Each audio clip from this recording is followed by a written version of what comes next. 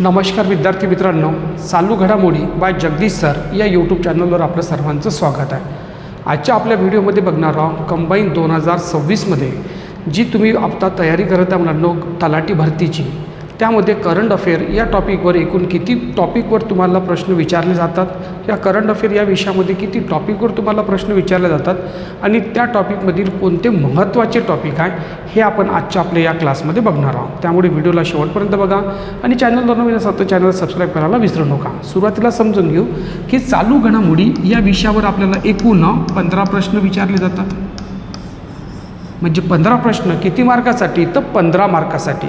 आणि हे 15 प्रश्न एकूण किती टॉपिकवर विचारले जातात, तर बघितलं तर मुलांनो 20 ते 22 असे टॉपिक आहे। या टॉपिकवर आपल्याला बघितलं तर प्रश्न विचारताना दिसून येते।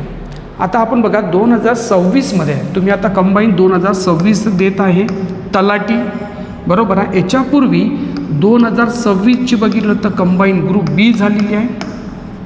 त्यानंतर बघितलं तर 2026ची राज्यसेवा झालेली आहे। इथे बघितलं तर 15 आणि हे 15, या 15 आणि 15 30 प्रश्नांची बघितलं तर तुम्हाला ॲनालिसिस करणं खूप गरजेचं आहे।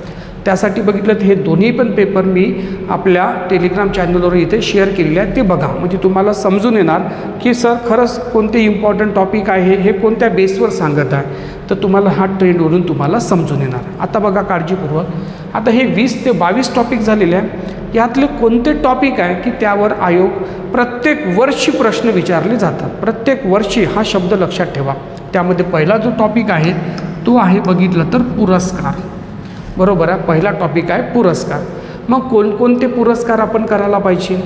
बरेचसे विद्यार्थ्यांना वाटते की आपण कंबाईन ग्रुप सीचा आपण अभ्यास करत आहोत, आपण फक्त महाराष्ट्रातलेच पुरस्कार आपण लक्षात ठेवू, तर ते चालणार नाही। कारण ही परीक्षा MPSCकडून घेण्यात येत आहे, त्यामुळे आपल्याला MPSCचा ट्रेंड समजावा लागेल।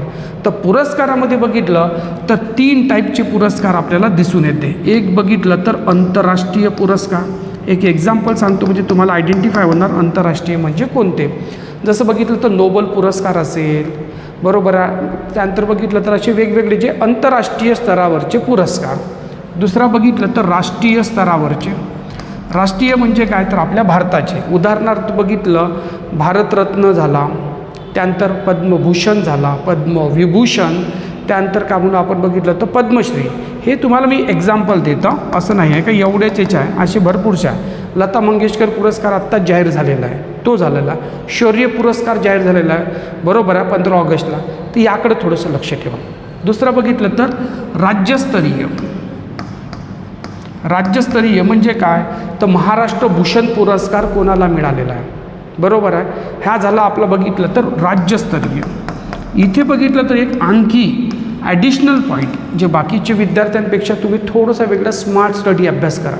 इथे दुसरं बघितलं तर एक ॲडिशनल पॉईंटमध्ये बघितलं तर आपलं जे क्रीडा क्षेत्र आहे, म्हणजे त्याला आपण म्हणून बघितलं तर स्पोर्ट, या स्पोर्टमधले जे खेळाडू असतात यांनासुद्धा काय देते बघितलं तर पुरस्कार देते। जसं बघितलं तर आत्ता रिसेंटली 2026, बरोबर आहे, ऑगस्ट महिन्यामध्ये द्रोणाचार्य पुरस्काराची काय झालेली आहे, अनाऊन्समेंट झालेली आहे। म्हणजे ते काय बघितलं तर क्रीडा क्षेत्रातले जे पण मान्यवर आहे, जे पण खेळाडू आहे, त्यांना असे का म्हणतो बघितलं तर पुरस्कार देण्यात येते। त्याच्या व्यतिरिक्त आणखी आपण लक्षात ठेवायला पाहिजे, जे सार्वजनिक जीवनातले जे पण पुरस्कार आहे, बरोबर आहे, अशा कोणत्या खेळाडूला कोणता पुरस्कार मिळाला, तो नॅशनल लेवलवर, इंटरनॅशनल लेवलवर, ते सुद्धा बघितलं तर या पुरस्कारामध्येच आपण अभ्यास करायला पाहिजे। म्हणजे कसा पण प्रश्न आला तर तो आपला चुकणार नाही। आता तुम्हाला समजलं की पुरस्कारामध्ये कोणकोणत्या टाईपचे पुरस्कार आपल्याला इथे अभ्यासाचे आहे। आता हे तर समजलं, मग या पुरस्कारामध्ये आपण कोणते पॉईंट आपल्या नोट्समध्ये किंवा कोणत्या पॉईंटवर आपण जास्तीत जास्त कॉन्सन्ट्रेट करायला पाहिजे, आता ती गोष्ट समजून घेऊ।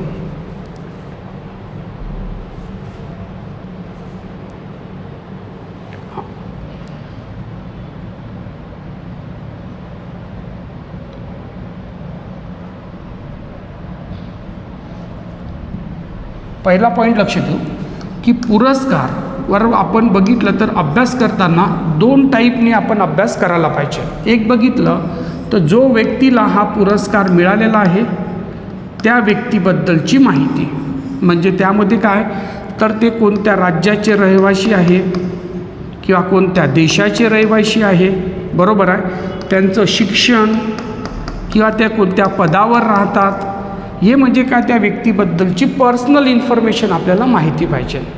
त्याचबरोबर एक महत्त्वाचा पॉईंट की बघितलं तर या व्यक्तीला असं कोणतं कार्य केलं उल्लेखनीय की त्यांना बघितलं तर हा पुरस्कार देण्यात आला, तो एक इम्पॉर्टंट पॉईंट आपण इथे लक्षात ठेवायला पाहिजे.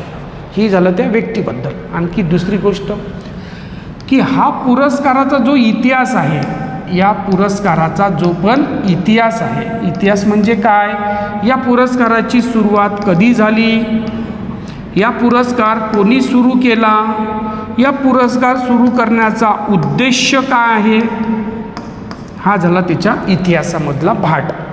दुसरी गोष्ट, या इतिहासामध्ये एक आणखी एक पॉईंट इथे जोडून घ्यायला पाहिजे, तो म्हणजे जसं आता आपण 2026चा पुरस्काराचा अभ्यास करत आहोत, तर मग त्यासोबतच आपल्याला प्रिव्हियस इयर म्हणजे 2025मध्ये कोणाला देण्यात आला, त्याचबरोबर 2024मध्ये कोणाला देण्यात आला आणि 2023मध्ये कोण्या व्यक्तीला देण्यात आला, असे निदान 4 वर्षाचे तरी आपल्याला पाठ असणं गरजेचं आहे. याचं कारण काय, तर आत्ता रिसेंटली जे कंबाईन 2026मध्ये, बरोबर आहे, कंबाईन ग्रुप बीमध्ये लक्ष ठेव सांग, कंबाईन ग्रुप बीमध्ये एक आपला महाराष्ट्राच्या निगडीतला पुरस्कार होता. त्या पुरस्कारावर प्रश्न विचारला होता की चढत्या क्रमाने त्या पुरस्काराची मांडणी करा आणि खालीलपैकी पर्याय ओळखा, असा आपल्याला प्रश्न आला होता. मग इथून एक ट्रेंड तुम्ही समजून घ्यायचा की आता आयोग बघितलं तर पहिले जोड्या लावासाठी किंवा बघितलं तर 25ला कोणाला मिळाला, 23ला कोणाला मिळाला, तर जोड्या लावासाठी प्रश्न येत होता. मग आयोग काय करता, इथून ट्रेंड चेंज करून राहिलेला आहे. जसा बघितलं तर पुरस्काराचा चढत्या क्रमाने लिहा किंवा उतरत्या क्रमाने म्हटलं तर मग पहिले 26, 25, 24 आणि 23. चढत्या क्रमाने म्हटलं तर 23, 24, 25 आणि 26 या प्रकारे प्रश्न विचारू शकतात. म्हणजे बघितलं तर आपण MPSCचा अभ्यास करत असताना प्रिव्हियस इयरचे प्रश्नाला धरूनच आपला अभ्यास असायला पाहिजे. इथपर्यंत कॉन्सेप्ट क्लिअर. आता आपण बघू नेक्स्ट पोर्शन.